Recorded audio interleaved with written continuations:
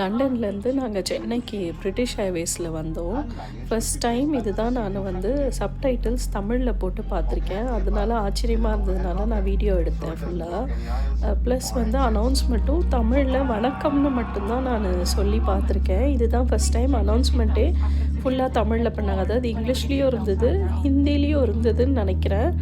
ஆனால் நான் ரெகக்னைஸ் பண்ணது தமிழில் தான். எனக்கு சொல்கிறப்ப ஆச்சரியமாக இருந்தது. அதாவது நம்ம லண்டனில் ஃப்ளைட்டில் தான் உட்காந்துருக்கோமா இல்லை சென்னையிலேருந்து போகிறோமான்ற மாதிரி ஒரு ஃபீலிங் இருந்தது. ப்ளஸ் ஏர் ஹோஸ்டஸ் நிறைய பேரும் தமிழில் இருந்தாங்க. திருநெல்வேலியிலேருந்து ஒருத்தர் இருந்தார், இன்னொருத்தரும் வேறு ஒரு ஏரியா சொன்னார், எனக்கு ஞாபகம் இல்லை.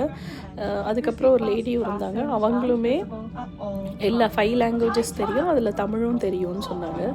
ரொம்ப ஆச்சரியமாக இருந்தது எனக்கு. இது ஒரு வித்தியாசமான எக்ஸ்பீரியன்ஸாக இருந்தது.